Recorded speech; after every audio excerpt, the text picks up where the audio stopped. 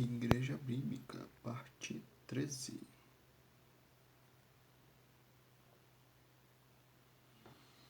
Parte 13 não, parte 33. A igreja fundada por Cristo, a original, a verdadeira, restaurando aquilo que foi perdido pelas instituições religiosas que se dizem cristãs. Ctrl L, paramos em 1 Tessalonicenses 5, 12 a 13.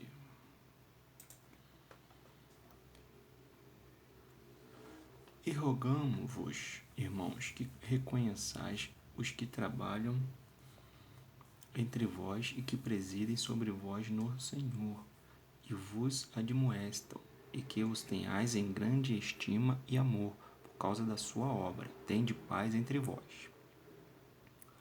Paulo nos ensina a reconhecer os irmãos mais experientes no Evangelho da Graça de Graça como pessoas admiráveis por suas lutas na divulgação deste Evangelho. São irmãos que foram alcançados pela graça de graça há mais tempo que nós e de um jeito único, portanto, tendo autoridade em nos ensinar e divulgar a seus próximos aquilo que Deus pôs em seu coração para repassar. São anjos de Deus usados na propagação do Evangelho da graça de graça. E como sabemos que estes homens de Deus são verdadeiros homens de Deus? Pelos seus frutos os conheceremos. Algumas dicas para identificarmos quando estamos diante deles. São humildes, simples, não apegados a bens materiais, ainda que tenham muito dinheiro. Vamos ver pela vida dele. Se for um cara rico, milionário, bilionário, ou seja, se for um homem de Deus, ele vai viver padrão classe média. Um cristão remanescente nunca vai viver padrão classe social acima de classe média, ainda que ele tenha muito dinheiro. O que sobrar além de classe média, ele vai criar projetos sociais, vai ajudar muitos pobres, vai ajudar muitos necessitados, vai investir na divulgação do Evangelho da Graça através de canal de YouTube, sites, compra de equipamentos para poder fazer um melhor trabalho para Deus. Então, eles são humildes, simples, não apegados a bens materiais, que tenham muito dinheiro, ainda que tenham muito dinheiro, buscam a santidade, comportamento ilibado, falam com autoridade, não autoritarismo. Não seja fundador de instituição religiosa alguma, muito importante essa característica. Não aprisione ninguém a sistema algum criado por ele mesmo, ao contrário, leva todos a fazerem parte da Igreja de Cristo autonomamente. Anda mais com os pobres e classe média baixa do que com os ricos, e se porventura tiver que andar com os ricos, é para admoestar de que riquezas egoístas é errado num mundo onde falta o necessário para muitas pessoas. É uma pessoa assertiva, nem passivo, sendo capacho de outros, e nem agressivo, sendo autoritário, petulante, arrogante, manipulador, violento. É uma pessoa generosa. Quanto mais tem recursos financeiros, mais ajuda seu próximo socialmente e na evangelização, etc. Resumindo, é uma pessoa que vemos Cristo em sua vida. E vemos a felicidade transbordando em sua vida por gostar de levar o Evangelho da graça de graça a quantos ele puder, enquanto vivo, fique nesta terra, e não cobrar ninguém e nem por medo, culpa, nem ganância ninguém. É lindo. É fácil identificar hoje em dia um homem de Deus. Para os que são remanescentes cristãos, infelizmente. Para você que assiste meus vídeos vai começar a ficar mais fácil de identificar quando é um homem de Deus. 1 Tessalonicenses 5, 14 a 22. Rogamo-vos também, irmãos, que admoesteis os desordeiros, consoleis-os de pouco ânimo, sustenteis os fracos e sejais pacientes para com todos. Vede que ninguém dê a outrem mal por mal, mas segui sempre o bem, tanto uns para com os outros, como para com todos. Regozijai-vos sempre, orai sem cessar, em tudo dai graças, porque esta é a vontade de Deus em Cristo para convosco.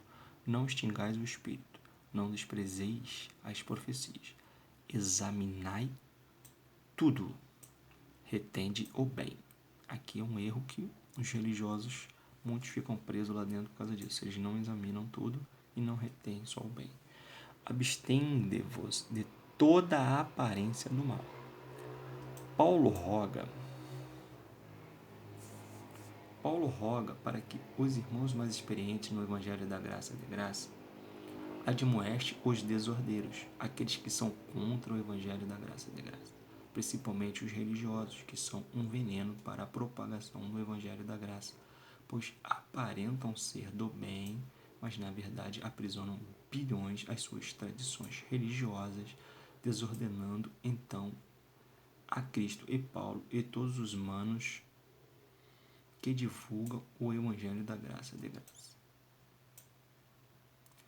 Foi a primeira coisa que Paulo orientou aos Tessalonicenses, primeiro século após a ressurreição de Cristo, que serve para nós hoje, embaixadores de Cristo do século XXI, assim como também nos orientou a consolar as pessoas de pouco ânimo, sustenteis os fracos e que sejamos pacientes com todos. Porém, aqui abro parênteses de que, se não for possível manter a paciência com alguns opositores ao Evangelho da Graça de Graça, então que nos afastemos destes para não gerar conflitos desnecessários. Apesar de terem pessoas más no mundo, não devemos revidar o mal com o mal, mas sempre com o bem, uns com os outros e para com todos. Regozijemos sempre em Cristo, oremos sem cessar, sós com Deus. Em tudo agradeçamos a Deus. Não abandonemos o espírito, que é deixar a carne falar mais alto. Não desprezemos as profecias do Evangelho da Graça de Graça que Paulo nos deixou desde o ano 33 depois de Cristo. Examinemos todos os conhecimentos espiritual, mental, emocional e físico e retenhamos o bem, aquilo que tiver alinhado com a vontade do Pai para as nossas vidas. E abstenhamos de toda aparência do mal, que é fazer algo ou falar algo que as pessoas pensem que estamos fazendo o mal sem estarmos fazendo. Por exemplo, uma mulher casada ficar pegando carona com um colega de trabalho casado ou não, ou vice-versa. Um homem casado ficar dando carona para uma colega de trabalho casada ou não. Evitemos ao máximo a aparência do mal. Podemos levar uma fama daquilo que não somos, além de não passar confiança ao cônjuge com tal atitude.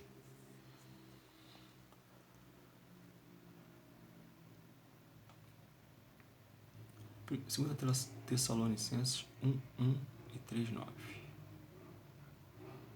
Paulo e Silvano e Timóteo, a igreja dos Tessalonicenses em Deus nosso Pai, nosso Senhor Yahshua,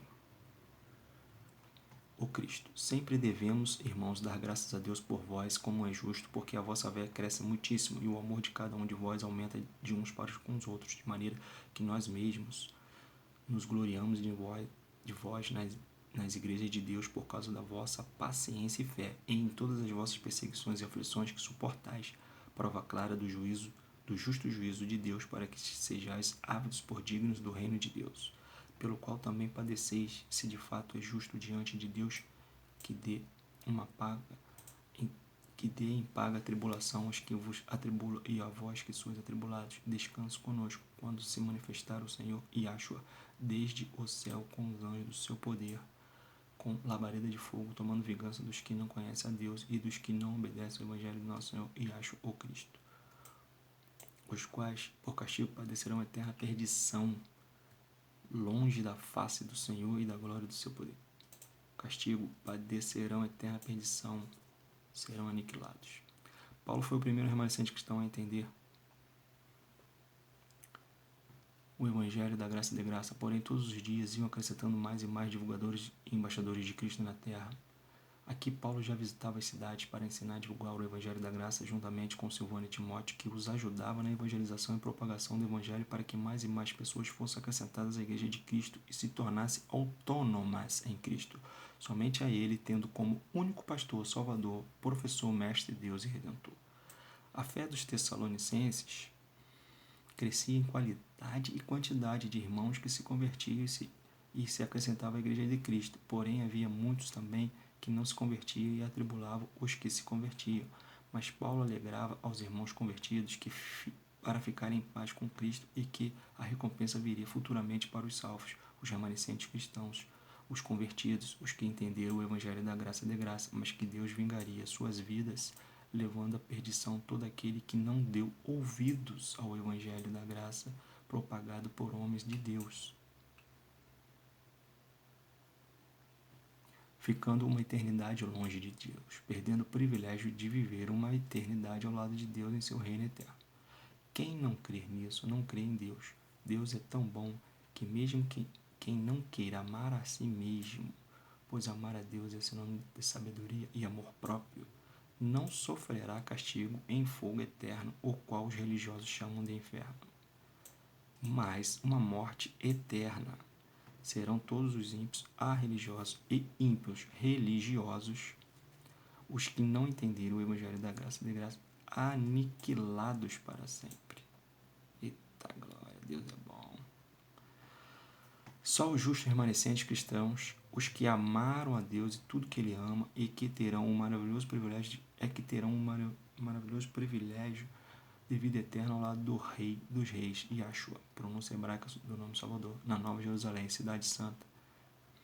Tem gente que crê que esta cidade é espiritual, outros creem que será física na terra. Eu creio nas duas hipóteses, sendo que a segunda opção, quando o homem se autodestruir, ou seja, se extinguirá do mundo, então os justos salvos poderão habitar na Nova Jerusalém, que será fundada aqui na terra. Meu entendimento, mas respeito outros entendimentos. Assim que entendo, não crendo que o nome de Jesus seja Jesus, por não ter nenhuma ligação com o nome hebraico, mas não recrimino ou julgo quem usa este nome inventado pela religião. Até o próximo vídeo, amado.